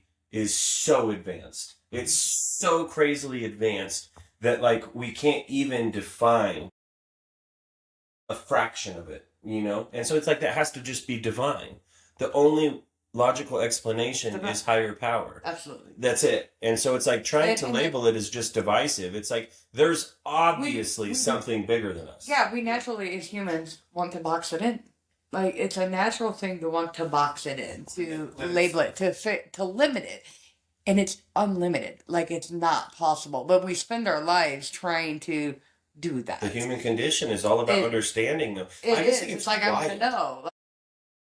If something intrigues me, I want to know everything I want to know about it, right? And that's also my thing. I don't necessarily spend every waking moment of my time trying to figure out the universe and the divine. It's so amazing, though. I today just know that I am, like, knowing that we are that. Each one of us, right? And then billions of people, billions of perspectives. And I think the whole entire goal is to get all the data points from every single perspective. Every person on the face of this earth is connected and has a different piece. That's it. Right? A piece. But even just I can sit here without moving my feet and I can feel the socks on my feet within my shoes. Yeah. And then I can move just my big toe into my shoe, like so softly, like the calibration of like our abilities, just to like, it's so shocking to me that I can just go right hand, middle finger and move it down. And you do it without even like think about it, but yeah, you could just do it without thinking about it. And that's how we move in the world, though. I can drive from Denver to Fort Collins and have a conversation with you and look up a fact while on the phone at the same exact time without even thinking about it. I can. And you can taste imagine all the taste. Like, just think about the taste of everything. With just your tongue. Ooh, this little piece of this muscle. Mouth muscle. And you can taste sweet, spicy, salty. You know what I mean? Just like everything. It smells. What is that smell, dude? And then you can also go like, no, that's butt. That is a butt, dude. That is poop. You farted, dude. Like, I smell your fart, dude. Like, or you can smell like floral, or you can smell like spring, or you can smell rain, or you can smell paint. You can smell mold. You can, like, it's so crazy. You smell stale. All of it. And then those senses get enhanced and throttled because of our situations that we're in. So, like, cavemen, if they existed, let's just say more nomadic people that lived in the wild, they had better smell, they had better sound, because that was like warning. Like, if I smelt animals in the distance, we knew that a lion was in the distance or whatever, and I needed to be able to be aware of that. That's my survival mechanism. Or sounds, like you hear, even when you're camping, have you noticed how good your hearing opens up? Yep. Even if you just go camping for a few days, you hear like a branch in the distance, and you're like, what was that? You know what I mean? And it's like, here, when I'm in my house, you'll hear a creak up, and like I'll hear a sound, and my brain will instantly process actively, was that a dangerous sound, or was that just a creak in the house? You know, like we're, even though we're very domesticated and we live in houses with security systems and wear clothes and stuff, it's like our brains are still very animalistic in the way of like warning. You know, like we still have intuition where we detect bullshit, or we detect like, I don't trust you, and I don't know why, but you're not a trustworthy person, and I don't know anything about you. You know, it's crazy that It's usually pretty accurate. We have senses that we don't even know. Like, a lot of people are completely living in oblivion to intuition. They get through the world somehow, but it's like our intuition is a crazy concept. It's wildly instinctual, but it's like quite literally a third eye that allows us to like stay away from danger and put ourselves into safety. I trust you. I'll be around you. I don't trust you. I don't want you around me. I don't want you around me. You know, like, you're gonna get me, you know? And it's crazy because that, yes, we have data points at a certain level, but there's also people, dude, there's people in the world where they're dark. Yes. You just meet them and you're like, something's off. Like, I don't know what it is, but like, we need to get away. Even environments where there's no people, where you're like, this is an ominous environment. I experience it on a regular basis. I'm sure you fucking do. Like, I do. That my big thing is, I don't know, like, oh my god, and it's just I don't like the energy, legit, or I just don't feel comfortable, or I'm not okay, right? And like, but the problem is, most people don't listen to that. Right, they're like, I'm just not going to trust that. I'm not going to listen to that whenever I believe it's truth. Ignoring red flags. I mean, they're fun. I like a good carnival. Well, people love it. Like collecting folks. No, but it's we tend to want to ignore them, right? Oh, it's not. They're bad. They're not bad. They're not this, right? Like, I'm just being over dramatic when in more oftentimes than not, our intuition is 99. Away from being drugs and in psychosis, your intuition is quite literally your guidance system. I mean, it tells it's you... instilled in me, for me, right? My intuition. It's your survival. It's like it's quite literally your guidance system through life. It tells you what you should go towards. I mean, even to the point of like passion, desire, all of those things that like guide us towards goals, right? And where we're supposed to go in life. We don't even understand a lot of the decisions we make. It just seems like the next right decision. Right. And then in hindsight, you're like, how did I start in Casper and then went to Laramie and then caught felonies, but ended up in Fort Collins and then ended up in the rooms that I met you in, right, and then ended up in Windsor and ended up with Sandra. It's like all of that was like intuition and making decisions along the way, which was all my choice based on something. Sometimes it's like, oh, I made a bad decision. No, actually, that was the one you're always making the best decision. It's usually that got me to where I'm supposed to be. So again, it's perception, right? I can look at painful things and go, ooh, right? But ultimately, my intuition guided me there, and I can say that out of there, right? And out. I can say that wholeheartedly. Right? Like, if I look at my life, I can see that. And I can see I live in intuition. I live in my energy. I live in my empathy and things like that. And sometimes we make decisions that seem crazy to people. And I think that's my story. People often, even the things how I ended up in Colorado, people thought I was absolutely insane for being where I was and how it was, right? But it got me exactly where I'm supposed to be. and I think that Right? this also dives into the whole, do we have free will or not? I think it's kind of part of that conversation. Here we go. No, I really do think that, because like I first of all, I believe we have free will. I can obviously argue the other side of that, because when you actually look at it, it's like it's kind of an unknown, right? I think that with intuition, we all have our own independent intuition, and Sure. we all are kind of just like the human race as a whole is kind of just bumper cars. Like it's kind of like we're all just kind of battling through the world, and we run into people, and then we're like, I like you, I'll hang out with you, or you bump off of them and you go this way, Right. and then you do that in settings and everything, and it's like it's kind of this game of just Ping pong. Furbies, just Pinball. kind of communicating with Pinball. people. But I think that I believe we have free will. I think that we live on our own accord. Our job is to have our perspective and to walk through that, whatever that may be. I don't believe, at least from my belief in my higher power, that he knows what the outcome is. Because I think once God or whoever you call your higher power knows the outcome, we don't have free will. If there's an outcome that's known, But it's an all-knowing. I understand that. All knowing. All knowing, but I don't think it can be. I think that in itself defeats its own argument. If it's an all-knowing God, then it already knows, which means the path is already written. And if the path's already written, then I don't really have a choice in the matter. Otherwise, he can't know. He just knows what you're going to choose. So then, He knows that there's free. so then Free you will. can't do that. It's a self-defeating argument. It's all-knowing. He knows what you're going to choose. So then there's no free will. You can argue that there is free will, but I mean, Free will to go exactly where he knows where I'm going to go. Free will, or is that God's will? If it's God's will only, Mm-hmm. and I'm not allowing God just to come into my decisions and allow me an outcome that I could choose, but by definition, if it's only God's will, then I have no self-will. If it's all God's will, I have no self-will. By definition, you can't have both. You can't have your cake and eat it too. You can either have self-will, which is me walking through and allowing my higher power's will into my life to help me make a decision, Which I which believe is is our God's third will, step. right?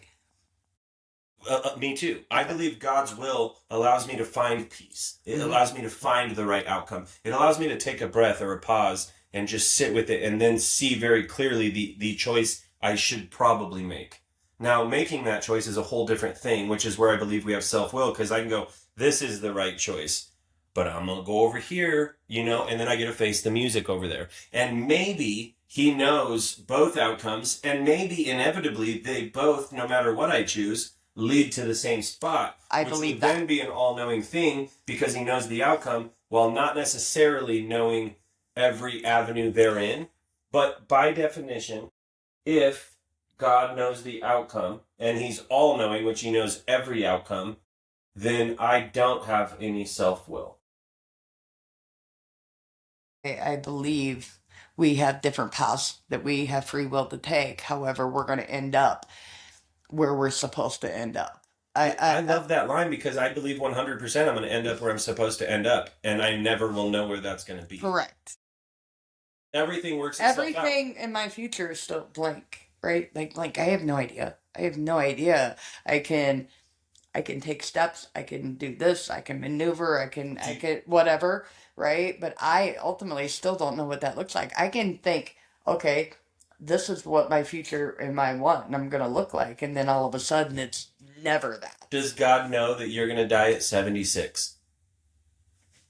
I can't answer that. Does God know that you're going to die at 76? answer the question. He's all-knowing. Yes. Then at that, all knowing, absolutely.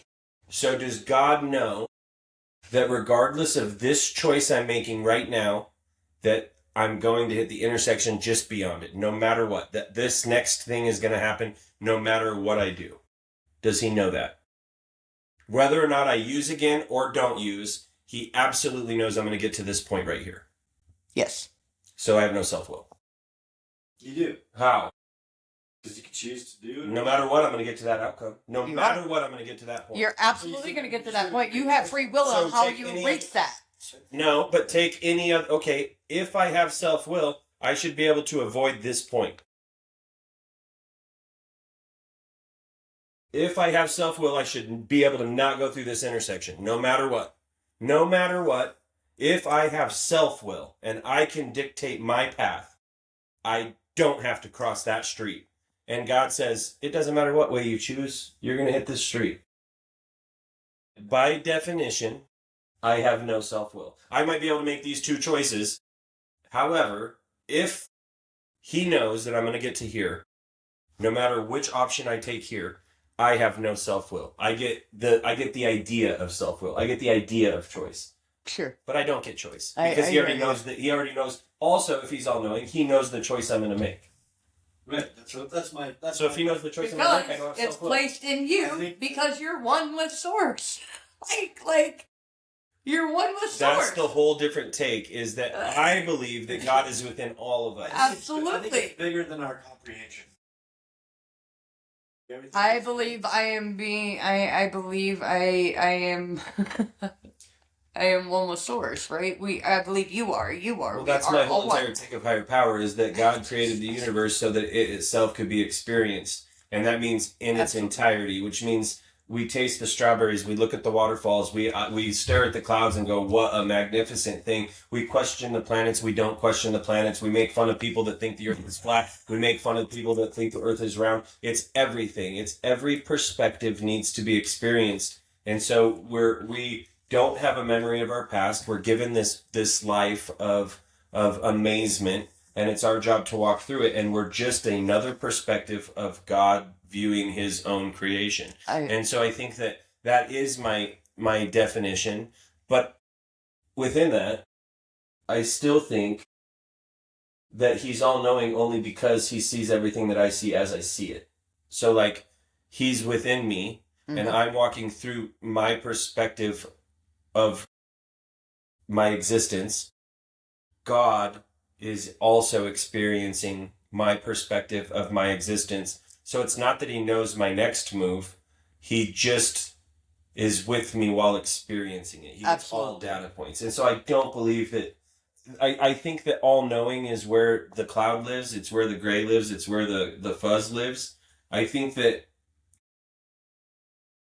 I don't think he's all-knowing. I just think that he's all things. Ubiquitous by being in all of us. Like, I think that he's just experiencing the world through our perspective. I don't think that he knows the outcome. I don't think it's important for him to know the outcome, because he knows the outcome inevitably is going to be going back into him, going back into Source. Absolutely. So like if he knows in the end, it's in the details, which that's where our existence is. That's where our conscious lives, is in the details of our perspective. I don't believe that he knows our next move. He just has faith that we're going to get to our next move. And that he's going to be there with us. So like, we're going to walk through some pain, I'll be there with you. We're going to walk through joy, I'm going to experience that with you. Right. And all the people around you. And so it's like, but once you start saying he knows this point, that no matter what we do, then you give away all self-will. Because there's no way around that point. If he knows we're going to get to this point, there's no way around it. Well, let me ask good perspective. That's a different perspective I've never heard. No. Of course he knows. Everything does. Oh, you mean eventually? Yeah, sure. There you go. But do we? He knows the outcome. But do we? No, but that's so but vague. Do we? That's so vague. Do we die? Your physical. Dies. Physical. And then you become God again. And then you become Source. And then you go back into that energy pool, at least from my perspective. You go to heaven, is what Christian theology would say. You go... What's even crazier than that is that nobody knows anything. You know what I mean? You can't. That's crazy. Near-death experiences where people are like, I met God. It's like, yeah, but then there's people in like the Middle East that see Allah.